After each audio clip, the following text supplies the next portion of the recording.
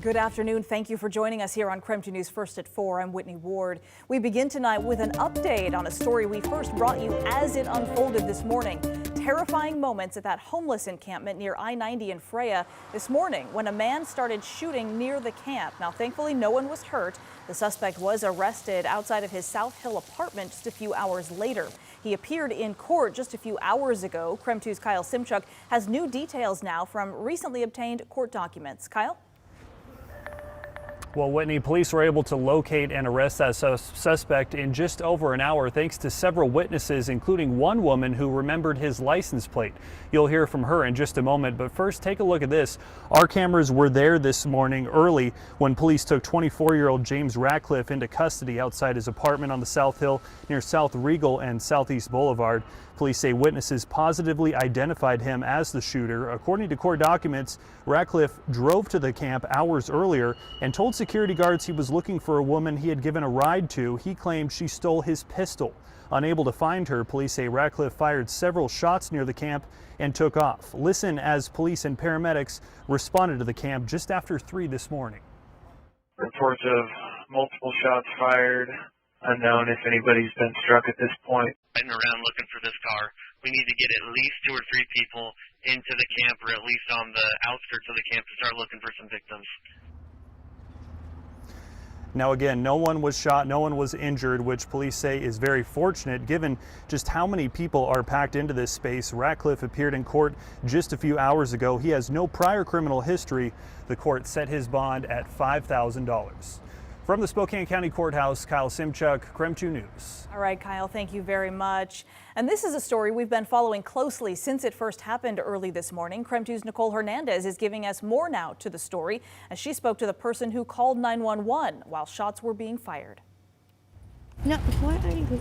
Heather Morse is part of the internal security team at the homeless encampment along I-90. That's why I was sitting out there.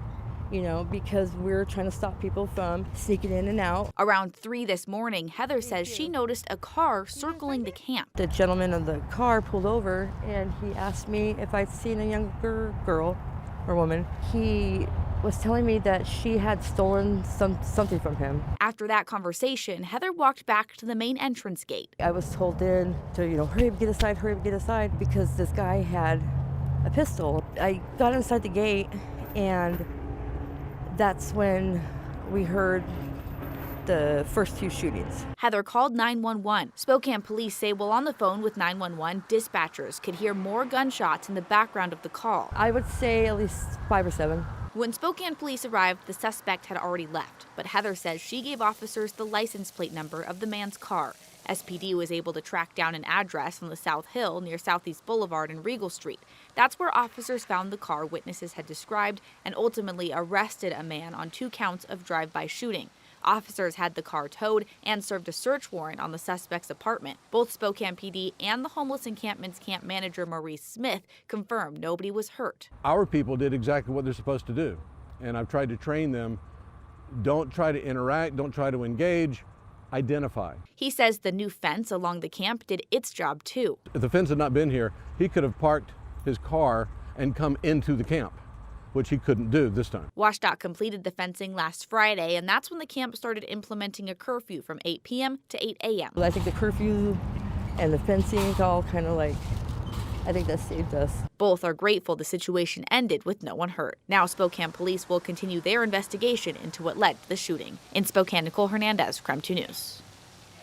In the meantime, Spokane County's Board of Commissioners have now approved a resolution for the prosecutor's office to file a lawsuit against WSDOT in relation to that homeless camp. The county commissioners said this action is in support of Sheriff Ozzie Knezevich and his plan to clear the camp. Just last month, the sheriff wrote a letter to WSDOT saying he plans to clear the camp by mid-October. Shortly after, WSDOT then put up that fence around the encampment to reduce impacts on the surrounding neighborhood. County commissioners say they want to make sure that a Superior Court judge can oversee the impacts the camp has had on the community. Coming up here in about 10 minutes. Also, we've got more on how the city of Spokane is now reacting to that. We'll expect some delays as you are headed home tonight. BNSF Railway is making some emergency repairs to an overpass in downtown Spokane, and it is already causing large traffic backups. WSDOT says the traffic could go all the way back to I-90, delaying cars even on the freeway. KREM 2's Nathan Hyun is there right now. Nathan, how's it look out there? Hey Whitney, yeah, I'm here at Division and Sprague where BNSF Railway started making these emergency repairs this morning. Now, it's expected to take all of this week and next week to complete. Let's just take a look at just how backed up traffic is, and it's been this way all day. The crews are making repairs to a railroad overpass that was hit by a car last month. A BNSF spokesperson tells me they will be heat straightening a girder that supports the tracks above. They will be closing the 2 right lanes of northbound Division at Sprague. Drivers today are already feeling the impact. Oh, it's frustrating, but I am so grateful that the city takes care of the streets. So I'm feeling 2 things: gratitude, and yes, it's frustrating. The crews are making repairs to a railroad overpass, and it's expected to take 10 days and will take place from 9 a.m. to 7 p.m. That's because of the size of this project. Drivers should also plan on backups in both directions of I-90 near Division. If they can, they should try to find alternate routes. And coming up at 4:30, we'll hear from the Department of Transportation on how they're hoping to minimize the impact it's going to have on drivers. Live in Spokane, Nathan Hyun, KREM 2 News. Nathan, thank you. Police say a man who should have been in a psychiatric hospital was instead let out of jail and killed 2 people in southern Idaho over the weekend. Officers in New Meadows, Idaho, were called to the Heartland Inn on Saturday for reports of an active shooter. When they got there, they say they found the 2 owners, a couple, dead inside the main office. They located the suspect just a short time later. 28-year-old John Cody Hart had been staying at the hotel at the time. Police say he has a history of violence. Last August, he was charged with assault over in western Washington.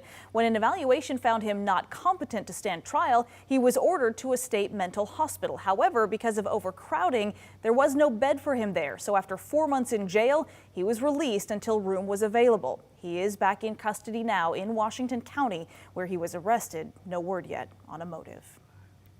Also new at 4 tonight, Idaho health officials issuing a warning for people visiting Rose Lake, which is just east of Coeur d'Alene. A recent water test showed the presence of a harmful blue-green algae bloom in the lake. That algae is a type of bacteria that's harmful to both humans and animals. Doctors say it can cause skin irritation, allergic reactions, even liver damage if you ingest the water or swim in the lake. KREM 2 has obtained a copy of a lawsuit revealing allegations of sexual abuse at the South Hill Congregation of Jehovah's Witnesses. 2 Spokane men have now filed a lawsuit against the organization, saying they were molested by a church elder starting in the 70s when they were just 8 and 11 years old. That lawsuit claims the church concealed the abuse, and the elder was allowed to groom and sexually abuse children even after the molestation was reported to church staff. The 2 plaintiffs say they have suffered physical and permanent physiological injuries. They're seeking damages, and they have demanded a jury trial. A judge will hold a hearing on that case on November 4th.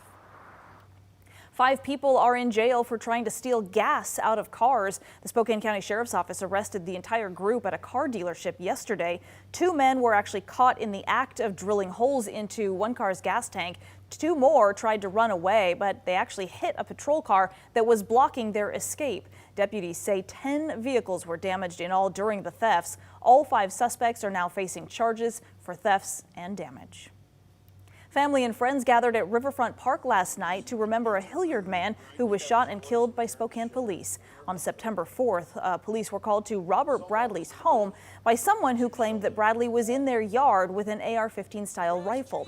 When police arrived, they say Bradley was holding a gun. They asked him to lower it, but they say he refused, and that's when 2 officers shot him. We later learned there had been an ongoing property dispute between Bradley and his neighbor. Bradley's family says police didn't give him enough time to respond. When a life is lost too soon in such an unnecessary and avoidable way as Robert Bradley's life was, it is important to spread their memories as far as possible.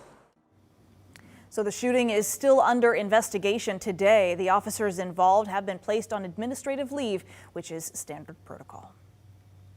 All right, let's switch gears, take a break from the headlines, and let's talk weather because once again, it is beautiful out there. Certainly not our usual start to October. We've got our meteorologist Michelle Boss in for Jeremy Legou tonight.